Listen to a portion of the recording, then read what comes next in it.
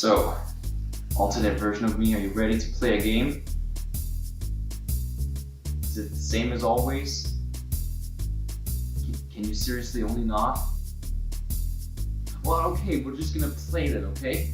I got the dice right here. So, let's play.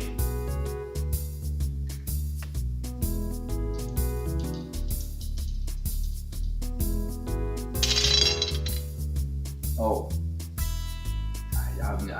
No, I'm gonna try again, okay? Let me just put...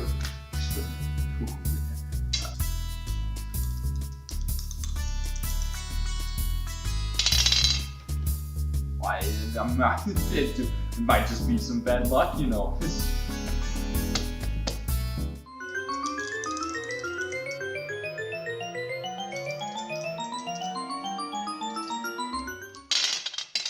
God, fuck.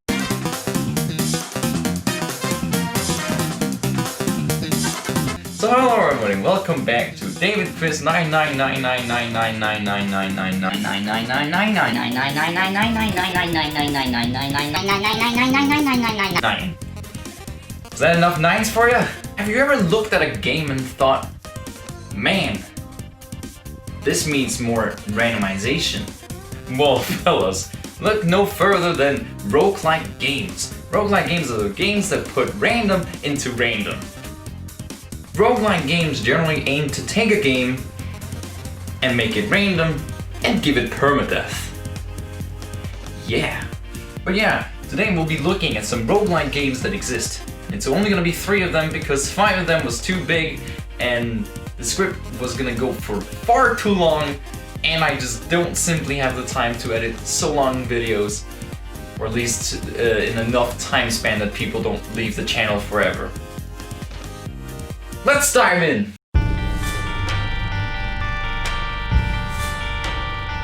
So most of you probably know this one. In Binding of Isaac, you play a small child known as Isaac who destroys monsters with tears. Sounds simple, right? Well, I didn't tell you anything, huh?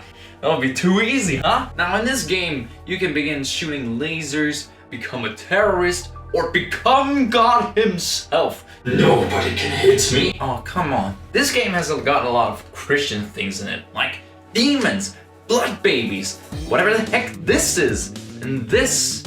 And you even get to fight Satan himself and his goat legs. But what's the story of this game?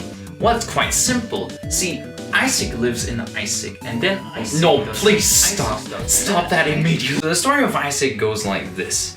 Isaac lives with his mother, and his mother once goes completely insane, and Isaac escapes through his trapdoor. A trapdoor. In a kid's room.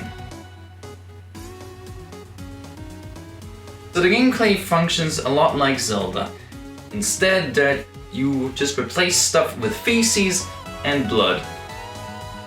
I don't even think this is allowed on YouTube. In this game, you can shoot tears, you can use bombs to blow up rocks and doors, you can open doors, you can use items, you can take pills, you can use tarot cards. What the hell happened with my body? And you can self-mutilate. There are also several characters to choose from, and here is a quick list of them all with a little description I made for fun. Isaac, he's the tortured child. Magdalene, the healthy prostitute. Cain, the one with the eye patch. Judas, he's got a fez. Eve, dead bird, oh god, it's alive, kill it, kill it! Samson, he's strong. Zazel, I don't have black makeup. Lazarus, he gets bloody. Eden. Lost, he's a ghost. He's also the hardest to play with. Lilith, still haven't gotten any black makeup. Keeper, he's got money. Polion, I have no idea. Forgotten, he's a skeleton. So what would I give this game?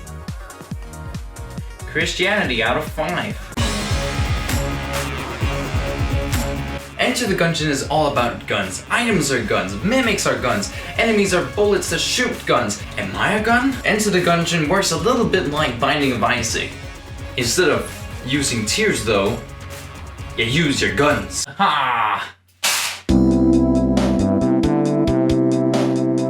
You can also dodge, use items, use blanks, they're real good. So in this game, you try to get to the 5th floor to fix your past and you collect these galactic monies. Get more guns.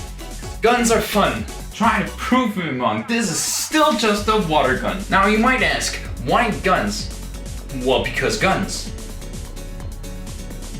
So in this game, you dodge bullets, and I think I've forgotten to mention, but my god, this game is hard. It's also known as a bullet hell game. This is not what I meant by bullet hell. So a bullet game is a game that looks like this. Yes, it becomes insane quickly fast. You know what's more insane though? These bosses. What, you go from bullet brothers to a bullet king to a beagle that holds a Gatling gun? So son, what do you want for Christmas? More guns! You were adopted. So, characters. You start with 4. The Hunter, she's my favorite. She's a sniper and she has a dog as a companion. I love companion animals. The convict, well, he's a convict. The soldier, well, he's a soldier boy. The pilot, he's a rogue, and he makes items cheaper in the shop. There are also some unlockable characters, like the bullet, the robot, the parrot, the gunslinger. What about the cultist? Well, that, my friend, is an actual piece of garbage. The game is fun, and is actually my favorite on this list. So, if you like bullet hell games and guns, well, play this. It gets a gun out of 5. So this one is kind of different than the last ones, since it's the only one that uses cards in the way that it uses cards. Then again, all of these games do something that other games don't do. In Slay the Spire, you climb a tower and destroy a giant heart. Don't ask. But to do that, you'll have to build the ultimate deck, and damn! That is hard. Now, I might not be as good as my friend who's spent double my time on this game, like 528 hours? Really? So this game has 4 characters in it right now. And I'm saying right now because it seems that they're gonna add more characters at one point. Yay for me! Now, the first character is the Ironclad. The Ironclad generally benefits from using buff up cards that buffs his strength up. Now, strength is an ability that makes your attack deal more damage. Duh. Now, he also has some cards that can work out of shield,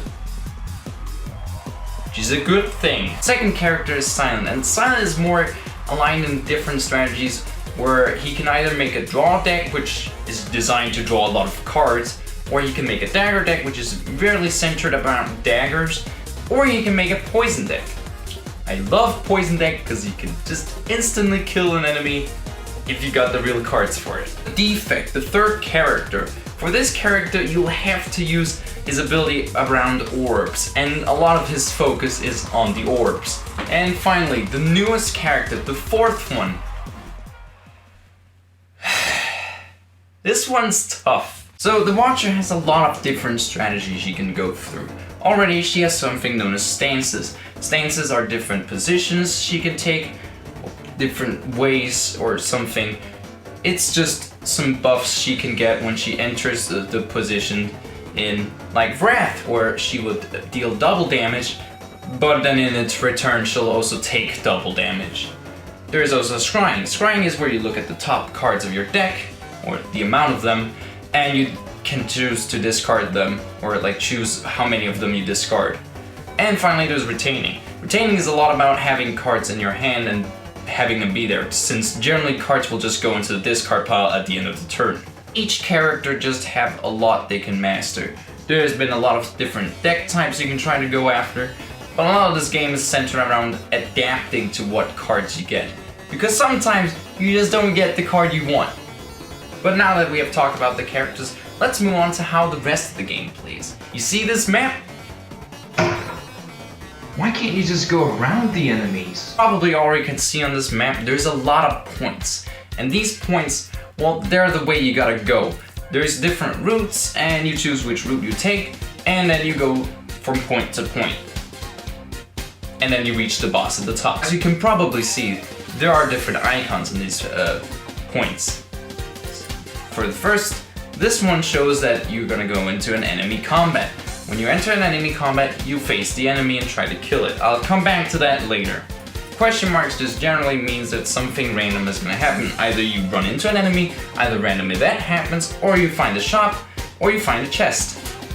Although the chest rarely happens. This one is a shop, it's just a shopkeeper. This one is the chest, and this one is the resting place. Now resting places are really good since you can either restore an amount of HP from you, or you can upgrade a card. And then there's epic enemies.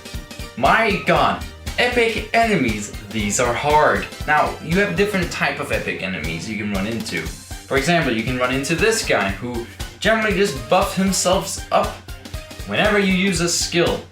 That is just annoying as hell. Or you have this guy who just becomes just really strong. Like, really strong. So it is good to risk these fights since generally you'll get a good relic out of it if you find these guys. How does battle work? Well, it's simple. You start by drawing an amount of cards from your deck and you have 3 manas. Instead of you don't have 3 manas, if you have a relic that gives you 4 manas, then it's 4 mana. But you start with 3 manas, and at the top of the card you can see how much they cost. Then you play these cards in whatever order you want, attack enemies, shield yourself, and then it'll be the enemy's turn to do what it wants. Now see, there's something unique about this game. As you might have noticed, the enemies have a little thing over them. This shows what the enemy has planned to do. If it's a sword with a number on it, then generally it's damage. If it's a shield, well then it's gonna shield itself. If it's this, then it's gonna do a status. And so on. There's a lot of different things, and generally when you hover over the enemy, you'll see what it'll do. If you want to have some fun collecting cards, using them against enemies, and trying to make a really overpowered deck, then this is the game for you. This gets heart out of 5. What is that heart? Get that cheap heart out of there. And there you go, that's the heart I wanted to see. And that was roguelike games. But yeah, there are definitely more roguelike games I haven't talked about, like this one. Ha! Let's kill some mummies!